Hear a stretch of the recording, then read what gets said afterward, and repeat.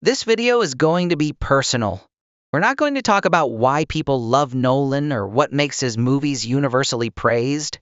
This is about me, why I love Christopher Nolan, and why his films mean so much to me. Let me be clear. Nolan is by far my favorite director. Don't get me wrong, I'm not saying he's the greatest filmmaker of all time. Personally, I think he's still a step behind legends like Stanley Kubrick. But I truly believe that by the time Nolan dies, he'll most likely hold the title of greatest director in my eyes. Why? Because Nolan isn't slowing down. He'll probably release at least 4 or 5 more films before he's done. And once those are added to his already impressive filmography, I genuinely believe he'll surpass even the greats like Kubrick, at least for me. Let me emphasize, this is my personal opinion. Yours might be different, and that's perfectly fine. So let me tell you why Nolan is my favorite director, even though he might not yet be the best. Over the years, every time Nolan's name came up in conversations, there's always been one common criticism from those who don't like him. Nolan has nothing to say. A director without a message isn't a real director. You've probably heard this before. I've had countless debates about this exact point, literally hundreds of times. And every single time, I've given the same 2 responses. I don't believe a director has to have a message to be great. Not every filmmaker is obligated to dedicate their career to fighting sexism or racism or some political issue. That's not the only kind of meaning that matters in cinema. More importantly, Nolan does have a message. In fact, I believe he's dedicated his career to the most noble and universal theme of all, science. That's right. Science is Nolan's core obsession, his true passion, and the message that underlies so much of his work. Believe it or not, thanks to Nolan's films, there are tens of thousands, maybe even hundreds of thousands, of young people who've developed a love for science.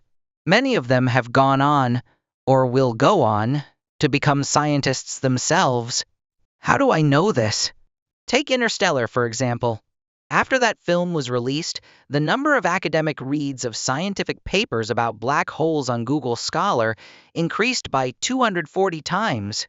That's not a coincidence, and if you're going to make a science fiction movie, there's a very important choice you need to make. And that is this. Will you present the scientific foundation on which the sci-fi is based in a way that everyone can understand, i.e., will you keep the information at an introductory level? Or will you appeal to those who are already closely familiar with the subject, people who have likely read many articles and books about it even before seeing the film? Nolan says that meeting somewhere in the middle of these 2 extremes is impossible. However, he also believes that it is still possible to appeal to both audiences at the same time, if you pay attention. The foundations of science fiction and the worlds he creates are built this way. Even if you don't have much prior knowledge on the subject, you can still understand what's going on. But if you do have knowledge, the topic becomes like a vast ocean you can dive as deep as you want. So essentially, you have 3 options. You simplify the topic so that everyone can understand it. You present it in full complexity. Or you try to do both at the same time. But no matter what, you should aim to find a balance between the 2. That earlier perspective we talked about? I disagree with it. I believe there's a huge difference between trying to do both and just settling for a middle ground. At least, that's how it makes sense to me. That's why I said the 2nd season of the Why Legendary series would focus on directors. In fact, I want to separate season 1 and 2 by theme. Why legendary? What makes someone legendary? I already have some ideas for videos, like one about Tarantino. But honestly, I don't know which season I'll make that video for.